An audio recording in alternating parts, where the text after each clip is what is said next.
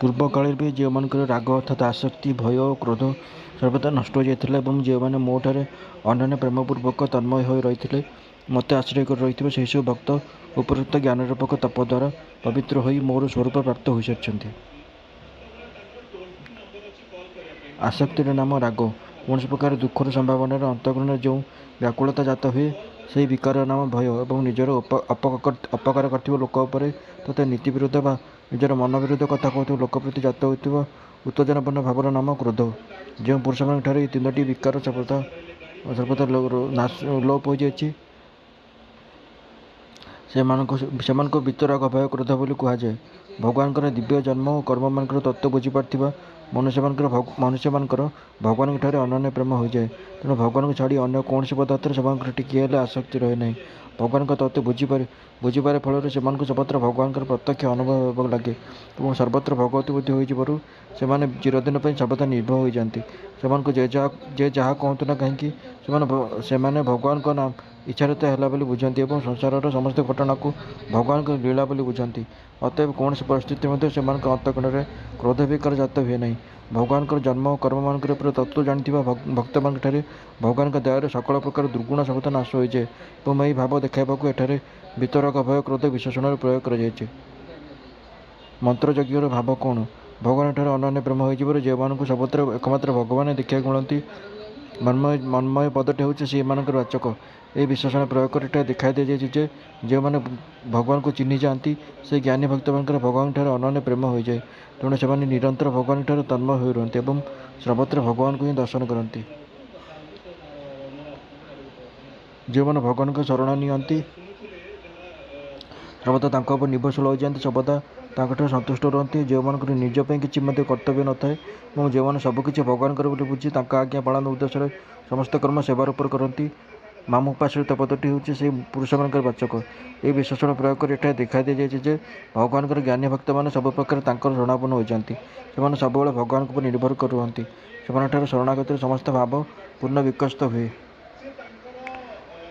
ଜ୍ଞାନ ତପସ୍ୟା ପଦର ଅର୍ଥ ଆତ୍ମଜ୍ଞାନ ରୂପକ ତପ ବୋଲି ନ ମାନି ଭଗବାନଙ୍କ ଜନ୍ମକର୍ମର ଜ୍ଞାନ ବୋଲି ମାନିବାର ଅଭିପ୍ରାୟ କ'ଣ ଏବଂ ସେହି ଜ୍ଞାନ ତପ ଦ୍ୱାରା ପବିତ୍ର ହୋଇ ଭଗବାନଙ୍କ ସ୍ୱରୂପ ପ୍ରାପ୍ତ ହୋଇଯିବାର ଅର୍ଥ କ'ଣ? ଉତ୍ତର, ଏଠାରେ ସାଂଖ୍ୟ ଯୋଗର ପ୍ରସଙ୍ଗ ନାହିଁ। ଭକ୍ତିର ପ୍ରକରଣ ଚାଲିଛି ତଥା ପୂର୍ବ ଶ୍ଲୋକରେ ଭଗବାନଙ୍କର ଜନ୍ମମାନଙ୍କୁ ଦିବ୍ୟ ବୋଲି ବୁଝିବାର ଫଳ ଭଗବତ୍ ପ୍ରାପ୍ତି ବୋଲି କୁହାଯାଇଛି ତାହା ପ୍ରମାଣ କରିବାକୁ ଏହି ଶ୍ଲୋକ ଦିଆଯାଇଛି। ତେଣୁ ଏଠାରେ ଜ୍ଞାନ ତପସ୍ୟା ପଦରେ ଥିବା ଜ୍ଞାନର ଅର୍ଥ ଆତ୍ମଜ୍ଞାନ ବୋଲି ନ ନେଇ ଭଗବାନଙ୍କର ଜନ୍ମ କର୍ମମାନଙ୍କୁ ଦିବ୍ୟ ବୋଲି ବୁଝିନେବା ରୂପକ ଜ୍ଞାନ ବୋଲି ଗ୍ରହଣ କରାଯାଇଛି। ଏହି ଜ୍ଞାନ ରୂପକ ତପର ପ୍ରଭାବରେ ମନୁଷ୍ୟର ଭଗବାନଙ୍କଠାରେ ଅନନ୍ୟ ପ୍ରେମ ହୋଇଯାଏ। ତାର ସମସ୍ତ ପାପ ତାପ ନଷ୍ଟ ହୋଇଯାଏ। ଅନ୍ତଃକରଣରେ ସମସ୍ତ ପ୍ରକାର ଦୁର୍ଗୁଣ ସର୍ବଦା ନାଶ ପାଇଯାଏ ଏବଂ ସମସ୍ତ କର୍ମ ଭଗବାନଙ୍କର କର୍ମ ପରି ଦିବ୍ୟ ହୋଇଯାଏ ତଥା ସେ ବି କେବେ ବି ଭଗବାନଙ୍କଠାରୁ ଅଲଗା ହୋଇପାରେ ନାହିଁ। ତାହା ସମକ୍ଷରେ ଭଗବାନ ସର୍ବଦା ପ୍ରତ୍ୟକ୍ଷ ହୋଇ ରହିଥାନ୍ତି। ଏହା ହିଁ ଜ୍ଞାନ ରୂପକ ତପ ଦ୍ୱାରା ପବିତ୍ର ହୋଇ ଭଗବତ ସ୍ୱରୂପ ପ୍ରାପ୍ତ ହୋଇଯିବା। ହେ ଅର୍ଜୁନ, ଯେଉଁ ଭକ୍ତମାନେ ମୋତେ ଯେଉଁପରି ଭଜନ କରନ୍ତି ମୁଁ ସେମାନଙ୍କୁ ସେହିପରି ଭଜନ କରେ କାରଣ ମନୁଷ୍ୟମାନେ ସବୁପ୍ରକାର ମୋର ମାର୍ଗ ହିଁ ଅନୁସରଣ କରନ୍ତି। ଭକ୍ତମାନେ ମୋତେ ଯେଉଁପରି ଭଜନ୍ତି ମୁଁ ମଧ୍ୟ ସେମାନଙ୍କୁ ସେହିପରି ଭଜନ କରେ। ଏହାଦ୍ୱାରା ଭଗବାନ କହୁଛନ୍ତି ମୋ ଭକ୍ତମାନଙ୍କର ଭଜନ ବିଭିନ୍ନ ପ୍ରକାର ହୋଇଥାଏ। ନିଜ ଭକ୍ତର ଭାବନା ଅନୁସାରେ ଭକ୍ତମାନେ ମୋର ପୃଥକ୍ ଉପାସନା କରନ୍ତି ଏବଂ ନିଜ ନିଜର ଭାବ ଅନୁସାରେ ମୋତେ ଭଜନ ଶରଣ କରନ୍ତି। ଅତଏବ ମୁଁ ମଧ୍ୟ ସେମାନଙ୍କୁ ସେମାନଙ୍କର ଭାବନା ଅନୁସାରେ ସେହି ରୂପମାନଙ୍କରେ ହିଁ ଦର୍ଶନ ଦେଇଥାଏ। ଶ୍ରୀ ବିଷ୍ଣୁ ରୂପରେ ଉପାସନା କରୁଥିବା ଲୋକଙ୍କୁ ମୁଁ ଶ୍ରୀ ବିଷ୍ଣୁ ରୂପରେ, ଶ୍ରୀରାମ ରୂପରେ ଉପାସକଙ୍କୁ ଶ୍ରୀରାମ ରୂପରେ, ଶ୍ରୀକୃଷ୍ଣ ରୂପରେ ଉପାସକମାନଙ୍କୁ ଶ୍ରୀକୃଷ୍ଣ ରୂପରେ, ଶିବ ରୂପରେ ଉପାସକମାନଙ୍କୁ ଶିବ ରୂପରେ, ଜଗନ୍ନାଥ ରୂପରେ ଉପାସକମାନଙ୍କୁ ଜଗନ୍ନାଥ ରୂପରେ, ଦେବୀ ରୂପରେ ଉପାସକମାନଙ୍କୁ ଦେବୀ ରୂପରେ ଏବଂ ନିରାକାର ସର୍ବବ୍ୟାପକ ରୂପ ଉପାସକମାନଙ୍କୁ ନିରାକାର ସର୍ବବ୍ୟାପକ ରୂପରେ ମୁଁ ମିଳେ। ସେହିପରି ଯେଉଁମାନେ ମତ୍ସ୍ୟ, କୁର୍ମ, ନୃସିଂହ, ବାମନ ଆଦି ଅନ୍ୟାନ୍ୟ ରୂପରେ ଉପାସନା କରନ୍ତି ମୁଁ ସେମାନଙ୍କୁ ସେହି ରୂପରେ ଦର୍ଶନ ଦେଇ ଉଦ୍ଧାର କରିଦିଏ। ଏହାଛଡ଼ା ସେମାନେ ଯେପରି ଓ ଯେଉଁ ଭାବରେ ମୋର ଉପାସନା କରନ୍ତି ମୁଁ ସେମାନଙ୍କୁ ସେହି ଭାବରେ ଅନୁସରଣ କରେ। ଯେଉଁମାନେ ମୋତେ ଚିନ୍ତନ କରନ୍ତି ସେମାନଙ୍କୁ ମୁଁ ଚିନ୍ତନ କରେ। ଯେଉଁମାନେ ମୋ ପାଇଁ ବ୍ୟାକୁଳ ହୁଅନ୍ତି ମୁଁ ମଧ୍ୟ ସେମାନଙ୍କ ପାଇଁ ବ୍ୟାକୁଳ ହୋଇଥାଏ। ଯେଉଁମାନେ ମୋର ବିୟୋଗ ସହିପାରନ୍ତି ନାହିଁ ମୁଁ ମଧ୍ୟ ସେମାନଙ୍କର ବିୟୋଗ ସହିପାରେ ନାହିଁ। ଯେଉଁମାନେ ମୋତେ ନିଜର ସର୍ବସ୍ୱ ଅର୍ପଣ କରିଦିଅନ୍ତି ସେମାନଙ୍କୁ ମୁଁ ନିଜର ସର୍ବସ୍ୱ ଅର୍ପଣ କରିଦିଏ। ଯେଉଁମାନେ ଗୋପାଳ ବାଳକଙ୍କ ପରି ମୋତେ ନିଜର ସଖା ମନେକରି ମୋର ଭଜନ କରନ୍ତି ସେମାନଙ୍କ ସହିତ ମୁଁ ମିତ୍ରଙ୍କ ପରି ବ୍ୟବହାର କରେ। ଯେଉଁମାନେ ନନ୍ଦ ଯଶୋଦାଙ୍କ ପରି ମୋତେ ପୁତ୍ର ବୋଲି ଧରି ନେଇ ଭଜନ କରନ୍ତି ସେମାନଙ୍କ ସହିତ ମୁଁ ମଧ୍ୟ ପୁତ୍ର ପରି ବ୍ୟବହାର କରି ସେମାନଙ୍କର କଲ୍ୟାଣ କରେ। ठीक सेपरि रुक्मिणी परी मते पति बोली बुझी भजन करथिबा लोकଙ୍କ सहित पति परी हनुमानଙ୍କ परी मते प्रभु बोली बुझी भजन करथिबा लोकଙ୍କ सहित प्रभुଙ୍କ परी ଏବଂ ଗୋପୀମାନଙ୍କ ପରି ମାଧୁର୍ଯ୍ୟ ଭାବରେ ଭଜନ କରୁଥିବା ଲୋକଙ୍କ ସହିତ ପ୍ରିୟତମ ପରି ବ୍ୟବହାର କରି ମୁଁ ସେମାନଙ୍କର କଲ୍ୟାଣ କରେ ଏବଂ ସେମାନଙ୍କୁ ଦିବ୍ୟ ଲୀଳା ରସ ଆସ୍ୱାଦନ କରାଇଥାଏ। ମନୁଷ୍ୟମାନେ ସବୁ ପ୍ରକାର ମୋର ମାର୍ଗ ହିଁ ଅନୁସରଣ କରନ୍ତି। ଏହାଦ୍ୱାରା ଭଗବାନ କହୁଛନ୍ତି ଲୋକେ ମୋତେ ଅନୁସରଣ କରନ୍ତି। ତେଣୁ ମୁଁ ଯଦି ପ୍ରେମ ଓ ସୌହାର୍ଦ୍ଦ୍ୟପୂର୍ଣ୍ଣ ବ୍ୟବହାର ପ୍ରଦର୍ଶନ କରିବି ତେବେ ଲୋକେ ମୋତେ ମୋ ଦେଖା ଦେଖି ସେହିପରି ନିଃସ୍ୱାର୍ଥ ଭାବରେ ପରସ୍ପର ଯଥାଯୋଗ୍ୟ ପ୍ରେମ ଓ ସୌହାର୍ଦ୍ଦ୍ୟ ରଖି ବ୍ୟବହାର ପ୍ରଦର୍ଶନ କରିବେ। ଅତଏବ ଜଗତରେ ଏହି ନୀତିର ପ୍ରଚାର ନିମିତ୍ତ ମଧ୍ୟ ଏପରି କରିବା ମୋର କର୍ତ୍ତବ୍ୟ। କାରଣ ଜଗତରେ ଧର୍ମ ସ୍ଥାପନା ପାଇଁ ହିଁ ମୁଁ ଅବତାର ଧାରଣ କରିଥାଏ। ଏ ମନୁଷ୍ୟ ଲୋକର କର୍ମଫଳ ଆକାଂକ୍ଷା କରୁଥିବା ଲୋକେ ଦେବତାମାନଙ୍କୁ ପୂଜା କରନ୍ତି କାରଣ ସେମାନଙ୍କୁ କର୍ମରୁ ଉତ୍ପନ୍ନ ହେଉଥିବା ସିଦ୍ଧି ଶୀଘ୍ର ମିଳିଯାଏ।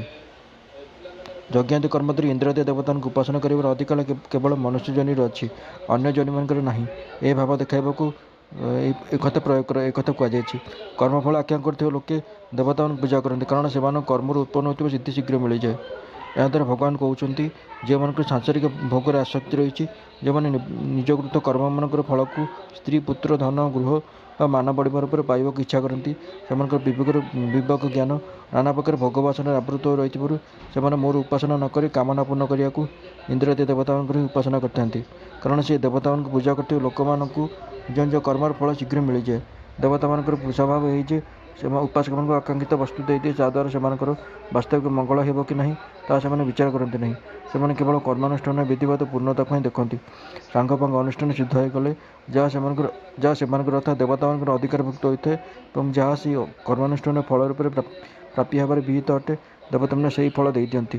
କିନ୍ତୁ ମୁଁ ସେପରି କରେ ନାହିଁ। ମୁଁ ମୋ ଭକ୍ତମାନଙ୍କର ବାସ୍ତବିକ ମଙ୍ଗଳ ଓ ଅମଙ୍ଗଳ ବିଚାର କରି ସେମାନଙ୍କ ଭକ୍ତିର ଫଳ ବ୍ୟବସ୍ଥା କରିଥାଏ। ସକାମ ଭାବରେ ମୋତେ ଭଜନ କରୁଥିବା ଭକ୍ତମାନଙ୍କର ମଧ୍ୟ କେବଳ ସେହି କାମନାକୁ ମୁଁ ପୂର୍ଣ୍ଣ କରିଥାଏ ଯାହା ପୂର୍ଣ୍ଣ ହୋଇଗଲେ ସେମାନଙ୍କର ସାଂସାରିକ ବିଷୟରେ ବୈରାଗ୍ୟ ଜାତ ହୋଇ ମୋଠାରେ ପ୍ରେମ ଓ ବିଶ୍ୱାସ ବଢ଼ିବାକୁ ଲାଗିବ। ଅତଏବ ମୋର ଭକ୍ତିର ଫଳ ଶୀଘ୍ର ମିଳୁନଥିବା ଦେଖି ଶୀଘ୍ର କର୍ମଫଳ ପାଇବା ଲୋଭରେ ମନ୍ଦବୁଦ୍ଧି ମନୁଷ୍ୟମାନେ ଅନ୍ୟ ଦେବତାମାନଙ୍କୁ ପୂଜା କରନ୍ତି। ବ୍ରାହ୍ମଣ କ୍ଷତ୍ରିୟ ବୈଶ୍ୟ ଓ ଶୂଦ୍ର ଏହି ଚାରି ବର୍ଣ୍ଣର ସମୂହ ଗୁଣ ଓ କର୍ମର ବିଭାଗ ପୂର୍ବକ ମୋ ଦ୍ୱାରା ରଚିତ ହୋଇଛି। ଏପରି ଭାବରେ ମୁଁ ସେହି ସୃଷ୍ଟି ରଚନାଦି କର୍ମର କର୍ତ୍ତା ହୋଇଥିଲେ ମଧ୍ୟ ତୁମେ ମୋତେ ଅର୍ଥାତ୍ ଅବିନାଶୀ ପରମେଶ୍ୱରଙ୍କୁ ବସ୍ତୁତଃ ଅକର୍ତ୍ତା ବୋଲି ଜାଣ।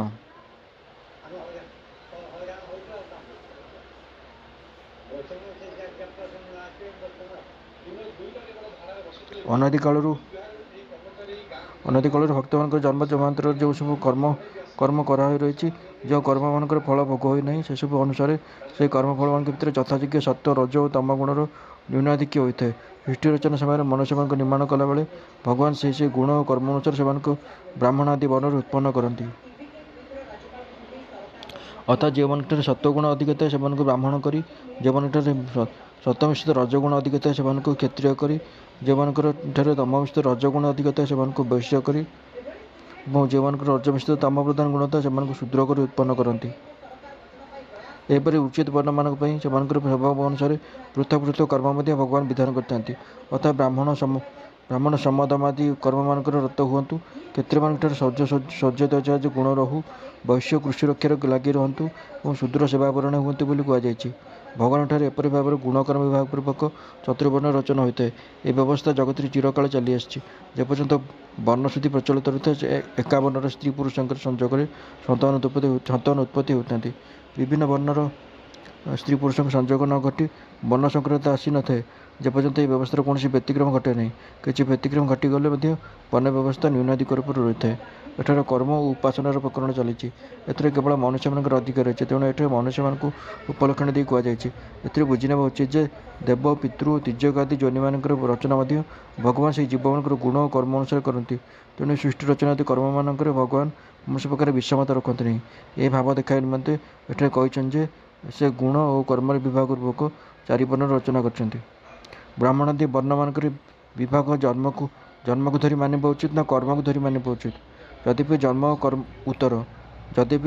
କର୍ମ ଉଭୟ ବର୍ଣ୍ଣର ଅଙ୍ଗ ଅଟନ୍ତି ଏବଂ ବର୍ଣ୍ଣର ପୂର୍ଣ୍ଣତା ଦୁଇଟି ଯାକ କାରଣରୁ ହୁଏ, ତଥାପି ସେଥିରେ ଜନ୍ମର ହିଁ ପ୍ରାଧାନ୍ୟ ରହିଛି।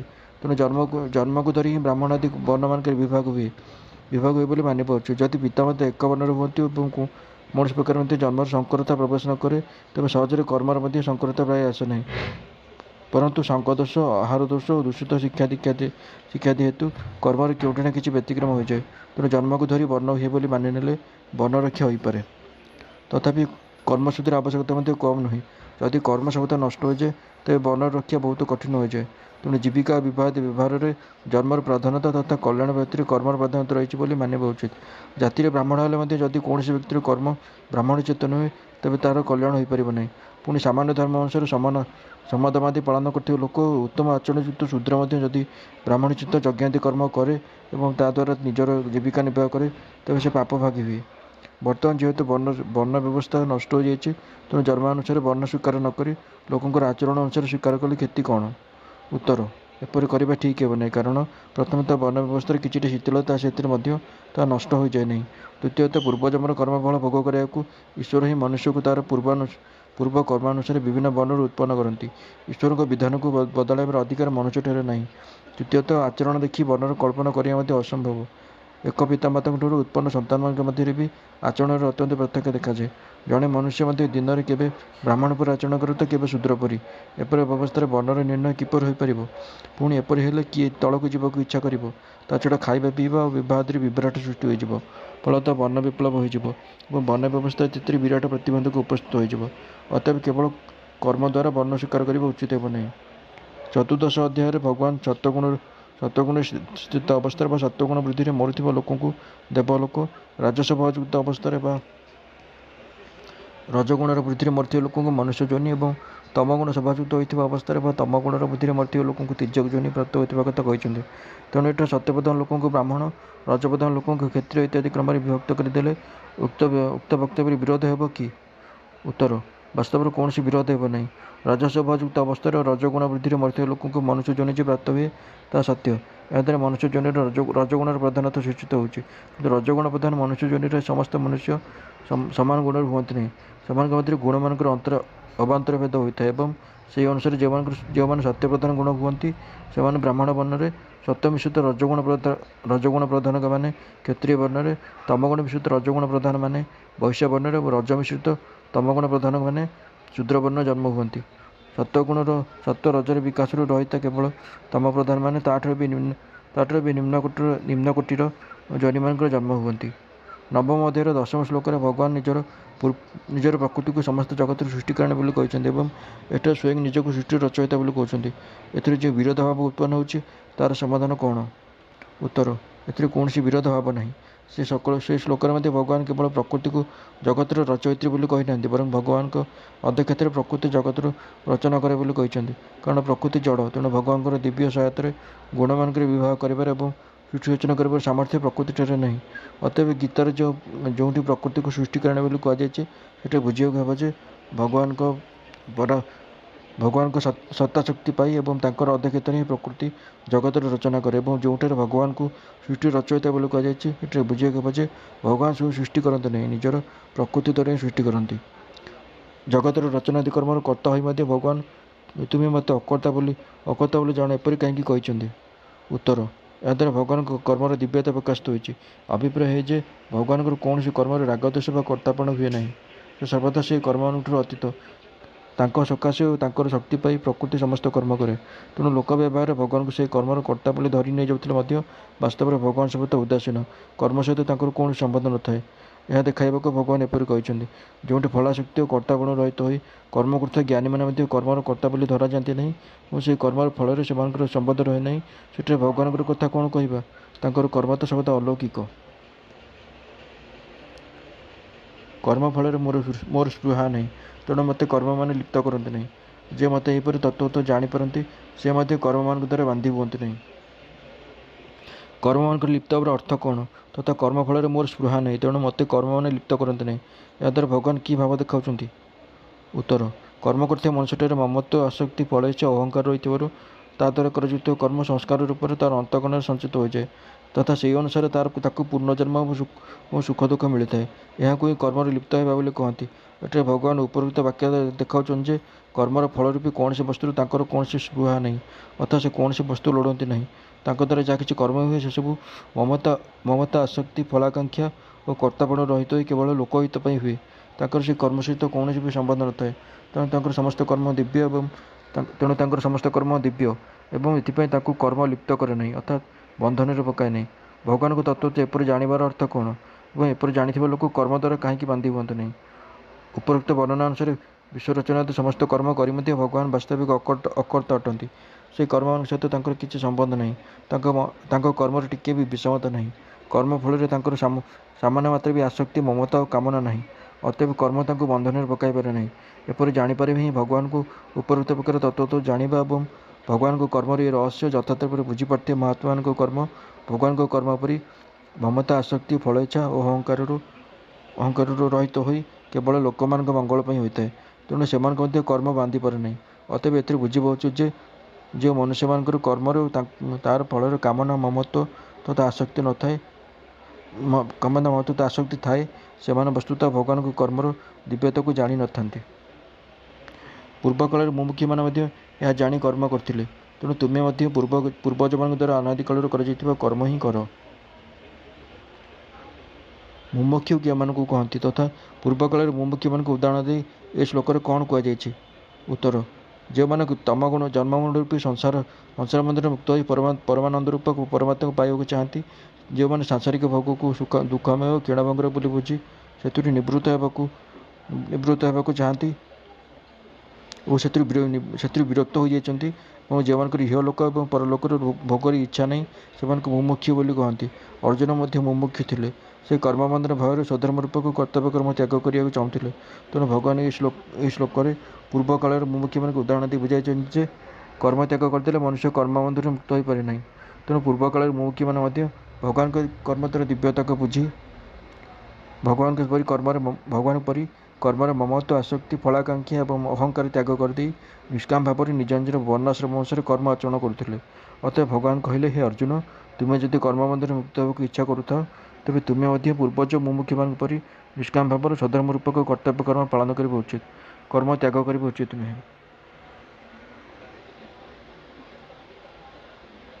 କର୍ମ କ'ଣ ଏବଂ ଅକର୍ମ କ'ଣ ତାହା ନିର୍ଣ୍ଣୟ କଲାବେଳେ ବୁଦ୍ଧିମାନ ପୁରୁଷମାନେ ମଧ୍ୟ ଭ୍ରମରେ ପଡ଼ିଯାନ୍ତି। ତେଣୁ ମୁଁ ତୁମକୁ ସେହି କର୍ମତତ୍ତ୍ୱକୁ ଭଲ ଭାବରେ ବୁଝାଇ କହିଦେବି, ଯାହା ଜାଣିଲେ ତୁମେ ଅଶୁଭରୁ ଅର୍ଥାତ୍ କର୍ମବନ୍ଧନରୁ ମୁକ୍ତ ହୋଇଯିବ।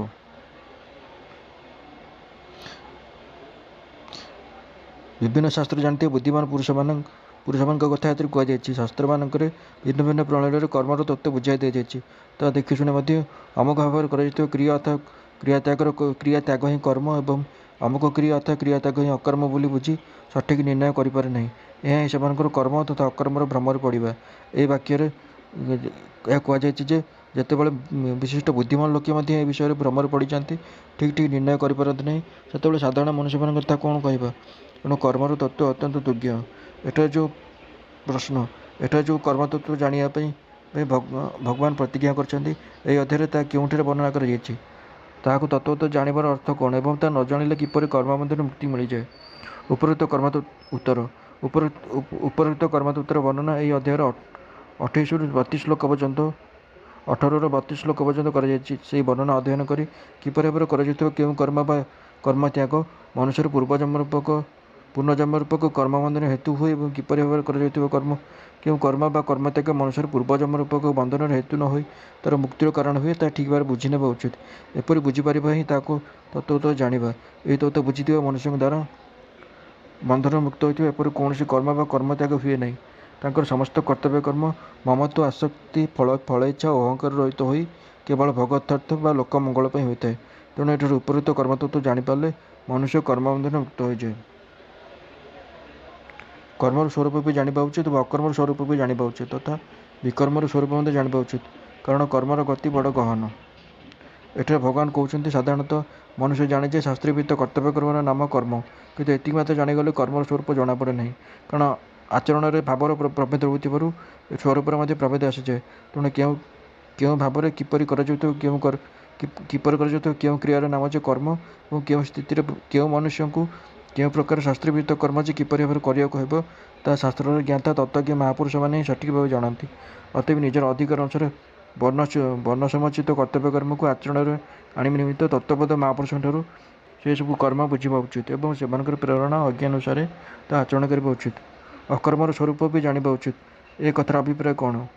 ଉତ୍ତର ଏହାଦ୍ୱାରା ଭଗବାନ ଦେଖାଇଛନ୍ତି ସାଧାରଣତଃ ମନୁଷ୍ୟ ମନ ବଚନ ଶରୀର ଦ୍ୱାରା କରାଯାଉଥିବା କ୍ରିୟାମାନଙ୍କୁ ସ୍ୱରୂପତଃ ତ୍ୟାଗ କରିଦେବା ହିଁ ଅକର୍ମ ବୋଲି ଅର୍ଥାତ୍ କର୍ମରୁ ରହିତ ହେବା ବୋଲି ବୁଝେ। କିନ୍ତୁ ଏତିକି ମାତ୍ର ବୁଝିଗଲେ ଅକର୍ମର ବାସ୍ତବିକ ସ୍ୱରୂପ ଜଣାପଡ଼େ ନାହିଁ। କାରଣ ଭାବଭେଦରେ ଏହି ଅକର୍ମ ମଧ୍ୟ କର୍ମ ବା ବିକର୍ମ ରୂପରେ ବଦଳିଯାଏ। ପୁଣି ଲୋକେ ଯାହାକୁ କର୍ମ ବୋଲି ବୁଝନ୍ତି ତାହା ମଧ୍ୟ ଅକର୍ମ ବା ବିକର୍ମ ହୋଇଯାଏ। ତେଣୁ କେଉଁ ଭାବରେ କିପରି କରାଯାଇଥିବା କ୍ରିୟାର ବା ତାହାର ତ୍ୟାଗର ନାମ ଅକର୍ମ ଏବଂ କେଉଁ ସ୍ଥିତିରେ କେଉଁ ମନୁଷ୍ୟ କେଉଁ ଭାବରେ ଆଚରଣ କରିବା ଉଚିତ ତ ତତ୍ତ୍ୱଜ୍ଞାନୀ ମହାପୁରୁଷମାନେ ହିଁ ତତ୍ତ୍ୱରୂପେ ଜାଣିପାରନ୍ତି। ଅତଏବ କର୍ମବନ୍ଧନରୁ ମୁକ୍ତ ହେବାକୁ ଇଚ୍ଛା କରୁଥିବା ମନୁଷ୍ୟ ସେ ମହାପୁରୁଷମାନଙ୍କଠାରୁ ଅକର୍ମର ସ୍ୱରୂପ ଭଲ ଭାବରେ ବୁଝି ସେମାନଙ୍କ କଥାନୁସାରେ ସାଧନ କରିବା ଉଚିତ। ବିକର୍ମର ସ୍ୱରୂପ ମଧ୍ୟ ଜାଣିବା ଉଚିତ। ଏହାର ଭାବ କ'ଣ? ଉତ୍ତର ଏହାଦ୍ୱାରା ଭଗବାନ ଦେଖାଇଛନ୍ତି ଯେ ସାଧାରଣତଃ ମିଥ୍ୟା କପଟ ଚୋରି ବ୍ୟଭିଚାର ହିଂସା ଆଦି ପାପକର୍ମର ନାମ ଯେ ବିକର୍ମ ତାହା ସମସ୍ତେ ଜାଣନ୍ତି। କିନ୍ତୁ ଏତିକି ଜାଣିଗଲେ ବିକର୍ମର ଯଥାର୍ଥ ସ୍ୱରୂପ ଜଣାଯାଇପାରିବ ନାହିଁ। କାରଣ ଶାସ୍ତ୍ର ତତ୍ତ୍ୱ ଜାଣିନଥିବା ଅଜ୍ଞାନୀମାନେ ପୁଣ୍ୟକୁ ମଧ୍ୟ ପାପ ବୋଲି ଧରି ନିଅନ୍ତି ଏବଂ ପାପକୁ ପୁଣ୍ୟ ବୋଲି ଧରି ନିଅନ୍ତି। ବର୍ଣ୍ଣ ଆଶ୍ରମ ଅଧିକାର ଭେଦରେ ଯେଉଁ କର୍ମ ଜଣକ ପାଇଁ ବିହିତ ହୋଇଥିବାରୁ କର୍ତ୍ତବ୍ୟ ହୁଏ ତାହା ଅନ୍ୟମାନଙ୍କ ପାଇଁ ନିଷିଦ୍ଧ ହୋଇଥିବାରୁ ପାପ ଅର୍ଥାତ୍ ବିକର୍ମ ହୋଇଯାଏ। ଉଦାହରଣ ସ୍ୱରୂପ ସବୁ ବର୍ଣ୍ଣର ସେବା କରି ଜୀବିକା ନିର୍ବାହ କରିବା ଶୂଦ୍ରଙ୍କର ବିହିତ କର୍ମ, କିନ୍ତୁ ତାହା ବ୍ରାହ୍ମଣମାନଙ୍କ ପାଇଁ ନିଷିଦ୍ଧ କର୍ମ। ପୁଣି ଦାନ ଗ୍ରହଣ କରି ବେଦ ପଢ଼ାଇ ଯଜ୍ଞ କରାଇ ଜୀବିକା ନିର୍ବାହ କରିବା ବ୍ରାହ୍ମଣମାନଙ୍କ ପାଇଁ କର୍ତ୍ତବ୍ୟ କର୍ମ, କିନ୍ତୁ ଅନ୍ୟ ବର୍ଣ୍ଣଙ୍କ ପାଇଁ ତାହା ପାପ। ଆହୁରି ମଧ୍ୟ ଗୃହସ୍ଥଙ୍କ ପକ୍ଷରେ ନ୍ୟାୟୋପଚିତ ଦ୍ରବ୍ୟ ସଂଗ୍ରହ ଋତୁକାଳରେ ସ୍ୱପତ୍ନୀ ଗମନ ଧର୍ମ, କିନ୍ତୁ ସନ୍ନ୍ୟାସୀଙ୍କ ପକ୍ଷରେ କାମିନୀ କାଞ୍ଚନ ଦର୍ଶନ ପ୍ରଦର୍ଶନ ମଧ୍ୟ ପାପ। ତେଣୁ ମିଥ୍ୟା କପଟ ଚୋରି ବ୍ୟଭିଚାର ହିଂସା ଆଦି ଯାହା ସର୍ବସାଧାରଣ ପାଇଁ ନିଷିଦ୍ଧ ତଥା ଅଧିକାର ଭେଦରେ ଯାହା ଭିନ୍ନ ଭିନ୍ନ ବ୍ୟକ୍ତିମାନଙ୍କ ପାଇଁ ନିଷିଦ୍ଧ ତାହା ସବୁ ତ୍ୟାଗ କରିବା ନିମନ୍ତେ ବିକର୍ମର ସ୍ୱରୂପ ଭଲ ଭାବରେ ବୁଝିବା ଉଚିତ। ଏହାର ସ୍ୱରୂପ ତତ୍ତ୍ୱବେତ୍ତା ମହାପୁରୁଷ